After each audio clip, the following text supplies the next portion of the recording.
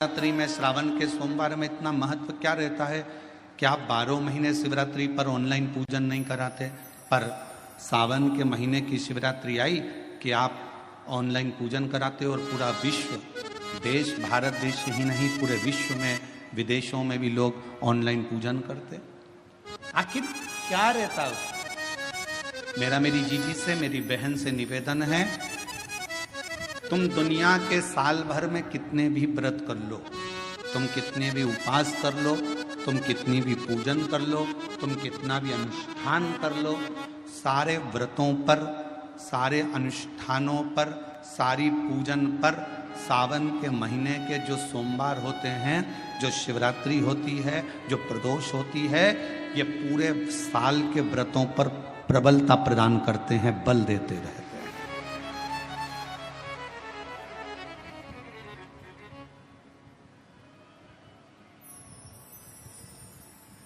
पर निवेदन है, सावन के सोमवार का व्रत करो, पर ऐसा व्रत मत करना कि तुम्हारे व्रत करने से परमात्मा को भी टेंशन हो जाए।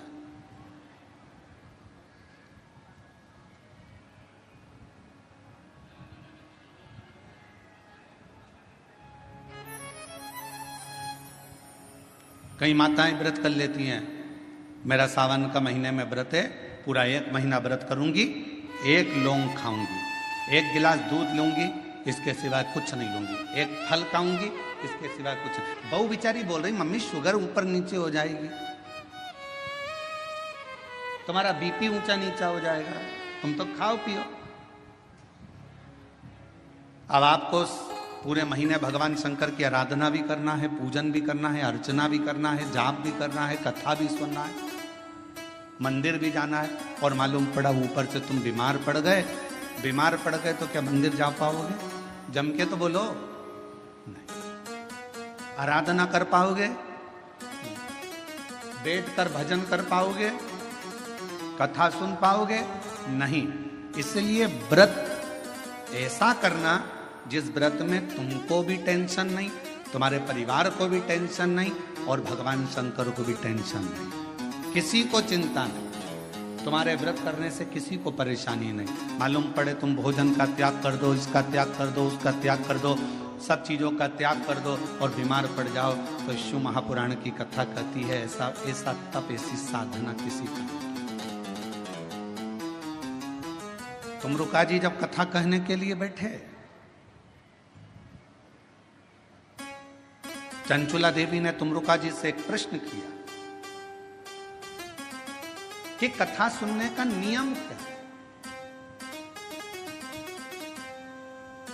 गीता प्रेस गोरखपुर की शिव महापुराण की कथा लेकर आना, उसमें पढ़ना शिव महापुराण कथा महत्तम।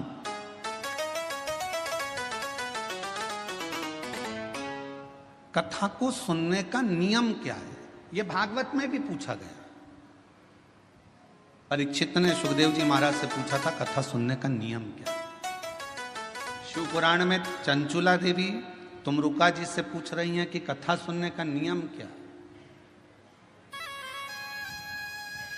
क्या नियम है कथा सुनने का? तो कहा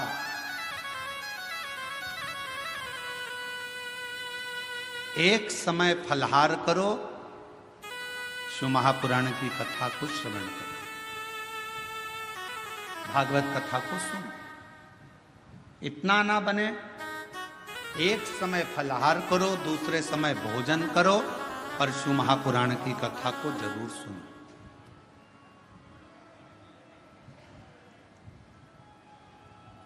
और इतने में भी काम ना चले तो शिव महापुराण की कथा में तुमरुका जी ने चंचुला देवी से कहा, दोनों समय भोजन करो, पर शिव महापुराण की कथा जम के बोलो, सुनो नहीं, जरूर सुनो।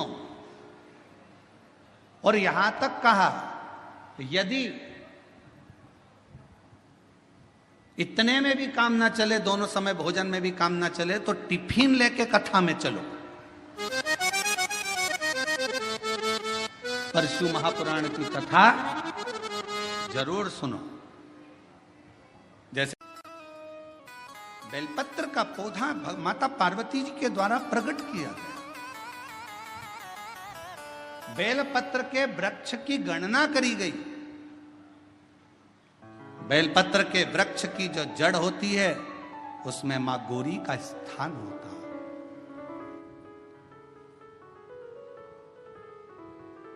बेलपत्र की जड़ में महागौरी है, बेलपत्र के तने में माहेश्वरी है, बेलपत्र के शाखाओं में दक्षिणायनी माता है, बेलपत्र की पत्ती में मां पार्वती है, बेलपत्र के फल में मां कात्यायनी है और बेलपत्र के उस सुंदर आनंदमय फूल में, उस फूल के अंदर मां गौरी विराजमान है।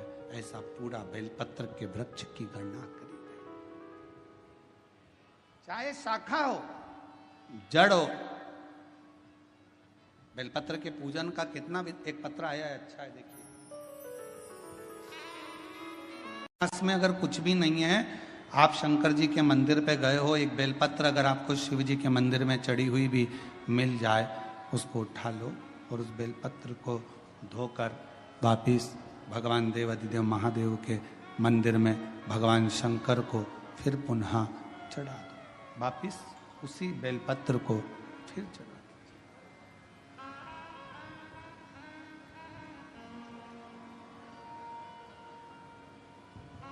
और कई बार त्रिगुणाकार, त्रिकालदर्शी, त्रिनेत्रधारी, त्रिपुंडधारी, त्रिशूलधारी मेरे देवाधिदेव महादेव को चढ़ाने के लिए अगर मंदिर में तुम्हें बेलपत्र मिले भी ना, तो अपने हाथ की 3 उंगलियों का स्पर्श भगवान शंकर को कर लीजिए और शिव के नाम का उच्चारण कर लीजिए। शिव उस बेलपत्र को स्वीकार कर लेते हैं। भाव, एक स्वच्छ भाव, निर्मल मन सो मोहि पावा। भगवान शंकर को अगर आप भाव से रिझा रहे हैं, निर्मल भाव दे रहे हैं, शिव उसको भी स्वीकार कर। मेरे ओघड़दानी कभी भी आपसे कोई वस्तु की चाह नहीं। कथा देखिएगा जरा, शिव महापुराण की कथा में एक शब्द आता है कि ब्रह्मदेव, ये भगवान शंकर का चरित्र कह रहा है। बेलपत्र का वृक्ष जिसके नीचे बैठकर यदि कोई अनुष्ठान, कोई तप, कोई साधना, कोई व्रत, कोई उपास किया जाए, उसका 1000 लाख गुना फल है।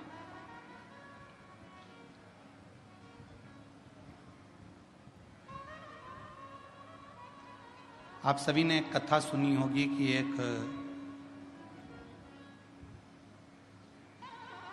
आती है शिव महापुराण। जब आप लोग ओमकारेश्वर की कथा को सुने थे तो हमने वहां पर भी कहा था कि अगर जमीन पर पड़ी हुई एक बेलपत्र अगर आपको दिख जाए तो उसको उठाकर कहीं विसर्जन में डाल दो, पर उसको पांव के नीचे मत बांधो। वो बेलपत्र का केवल पत्ता नहीं है, उसमें मेरा महागौरी, आद्य शक्ति, 64 योगनिया, मेरा शिव और शक्ति उस बेलपत्र के पत्ते में सदा विराजमान रहे, सदा।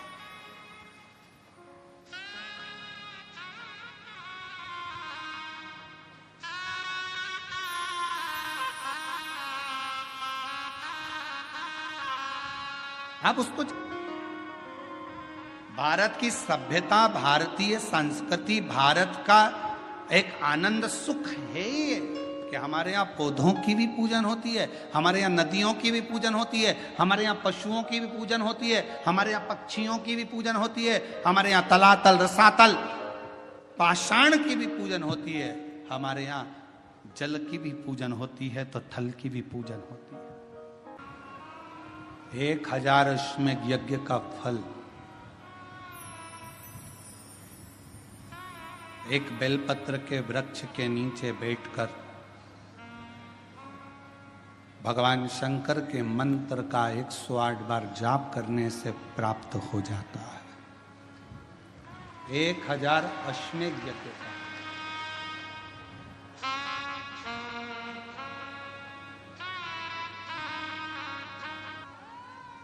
जिसके नीचे बैठकर यदि कोई अनुष्ठान, कोई तप, कोई साधना, कोई व्रत, कोई उपास किया जाए, उसका 1000 लाख गुना फल है।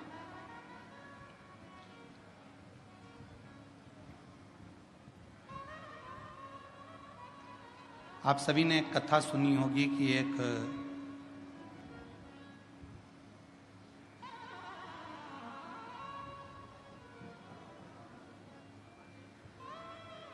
बकरी ने बेलपत्र के पत्ते को खा लिया था और सिंह ने उस गांव में जंगल में रात्रि के समय पर आक्रमण कर कर उस बकरी का शिकार कर लिया।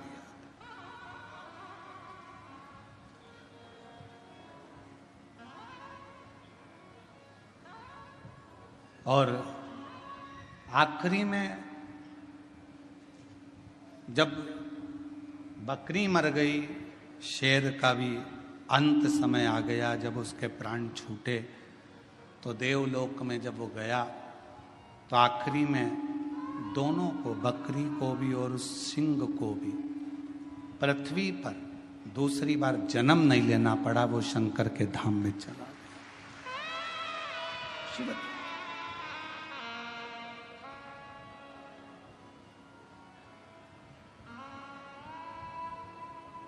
शिव की एक अविरल भक्ति।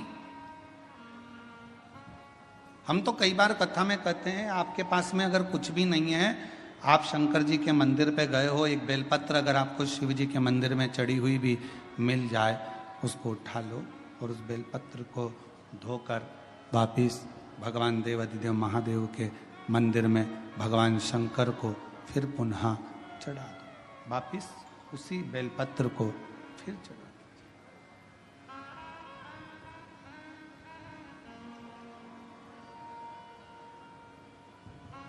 और कई बार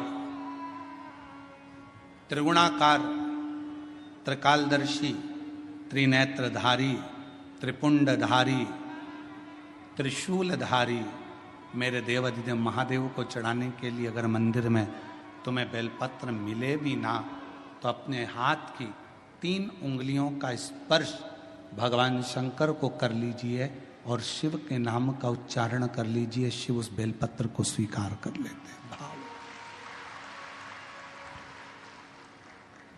एक स्वच्छ भाव, निर्मल मन सो मोहि पावा। भगवान शंकर को अगर आप भाव से रिझा रहे हैं, निर्मल भाव दे रहे हैं, शिव उसको भी स्वीकार कर। मेरे ओघड़दानी कभी भी आपसे कोई वस्तु की चाह नहीं। कथा देखिएगा जरा, शिव महापुराण की कथा में एक शब्द आता है कि ब्रह्मदेव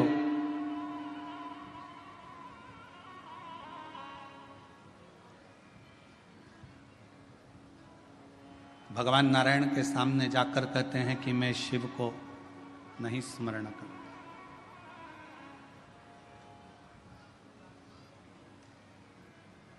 मैं नहीं जानता कौन शिव, कौन सृष्टि के रचना करता।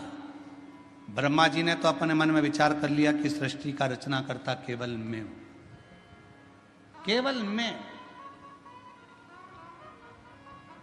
और ये मैं और मेरा का जो संबोधन है, ये अहम का संबोधन।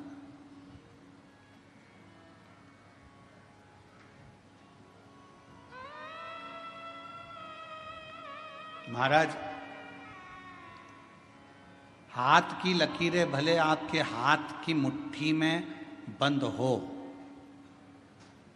हाथ की लकीरें भले आपके हाथ की मुट्ठी में बंद हो, पर मुट्ठी में ये लकीरें बंद कर सकते हो पर काबू नहीं कर सकते। आपके हाथ की लकीरों में जो लिखा है वो काबू में तो केवल एक देवाधिदेव महादेव ही कर सकता है, उसके सिवा कोई नहीं कर सकता। कोई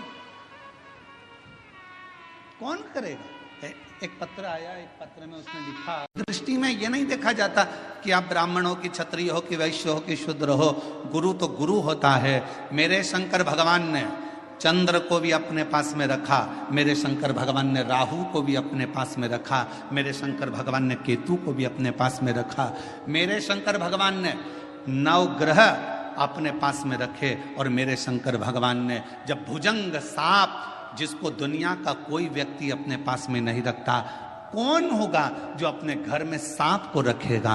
कोई सांप को अपने पास नहीं रखता, मेरे शंकर भगवान ने उस भुजंग सांप को भी अपने पास रखा। कौन होगा जो भूत प्रेत डाकनी साचनी पिशाचों को अपने पास रखता?